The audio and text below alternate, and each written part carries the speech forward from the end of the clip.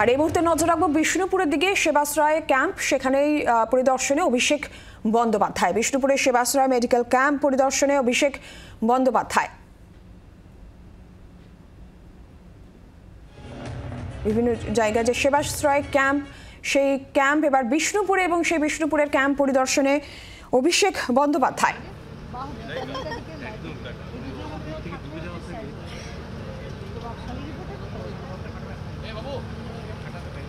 বিষ্ণুপুরের ছবি আপনারা দেখছেন। সেবাশ্রয় ক্যাম্পের আয়োজন করা হয়েছে এবং সেই সেবাশ্রয় ক্যাম্প পরিদর্শনে বিষ্ণুপুরে অভিষেক বন্দ্যোপাধ্যায়।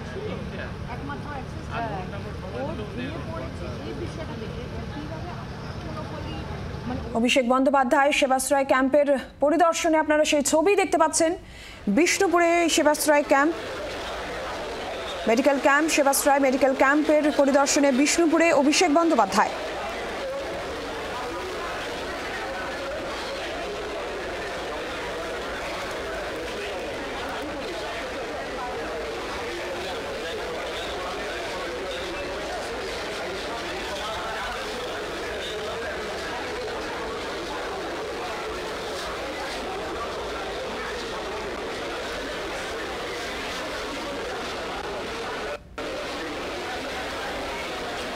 অভিষেক বন্দ্যোপাধ্যায় ডায়মন্ড হারবারে তৃণমূল সাংসদ, নিজের কেন্দ্রে প্রথমেই উদ্বোধন করেন সেবাশ্রয় ক্যাম্পের।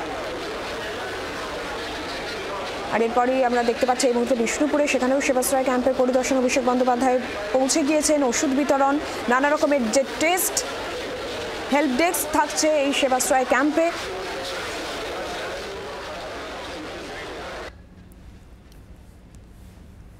প্রবীর চক্রবর্তী আমাদের সঙ্গে টেলিফোন লাইনে রয়েছেন, প্রতিনিধি প্রবীর। আমরা দেখতেই পাচ্ছি এই মুহূর্তে বিষ্ণুপুরের ছবি। সেবাশ্রয় ক্যাম্পে অভিষেক বন্দ্যোপাধ্যায় পৌঁছে গিয়েছেন, পরিদর্শন করছেন তিনি। একটু বিস্তারিত বলো।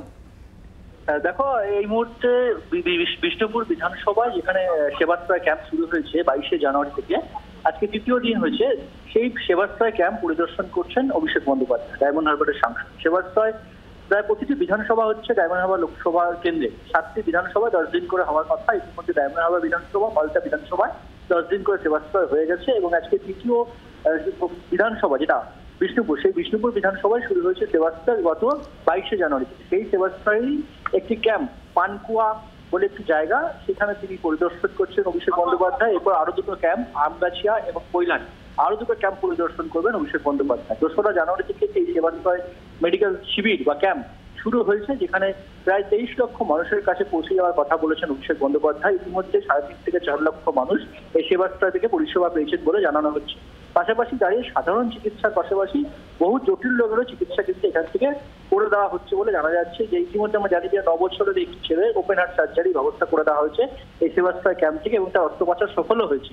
পাশাপাশি আরই দুটো বাচ্চা যারা ডায়মন্ড হারবার লোকসভা কেন্দ্রে থাকেন না, জলপাইগুড়ি থেকে এসেছেন একজন, তার কানে শুনতে পান না, ছোটবেলা থেকে পায় না, তারও চিকিৎসার ব্যবস্থা বা দায়িত্ব নিয়েছেন অভিষেক বন্দ্যোপাধ্যায়। স্বাভাবিকভাবে এই মেডিকেল ক্যাম্পকে ঘিরে ডায়মন্ড হারবার লোকসভা তো বটেই, রাজ্য জুড়ে একটা উৎসাহ রয়েছে এবং অভিষেক বন্দ্যোপাধ্যায় নিজেও কিন্তু অত্যন্ত উৎসাহিত তার এই ক্যাম্প এবং তাতে যে পরিমাণে সাড়া বা সফল হচ্ছে, আস্তে আস্তে যেদিকে গড়াচ্ছে, তাতে কিন্তু অভিষেক বন্দ্যোপাধ্যায় নিজেই অত্যন্ত খুশি এবং তিনি বারবার ডায়মন্ড হারবার মডেলের কথা বলেন। যে ডায়মন্ড হারবার মডেলে কেন বলে তারও ব্যাখ্যা দেন যে বিভিন্ন ক্ষেত্রে উন্নয়ন, সাংসদের কাজ, যা পরিকাঠামো উন্নয়ন থেকে শুরু করে রাস্তাঘাট, পানীয় জল থেকে শুরু করে বিদ্যুৎ, সমস্ত কিছু তিনি করে দেন। কিন্তু তার পাশেও কোভিডের সময় তার যে ব্যবস্থাপনা ছিল, চিকিৎসা ব্যবস্থাপনা ছিল, একদিনে 50,000 টেস্ট, এছাড়া এর বাইরে ফুটবল শিবির থেকে শুরু করে সমস্ত কিছু তার লোকসভা কেন্দ্রে তিনি করেন এবং তাই জন্য এটাকে মডেল লোকসভা বলেন তিনি।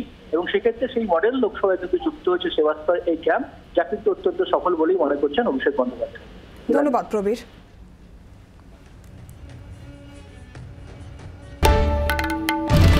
বাংলার আওয়াজ, বাঙালির আবেগ, জি 24 ঘন্টা।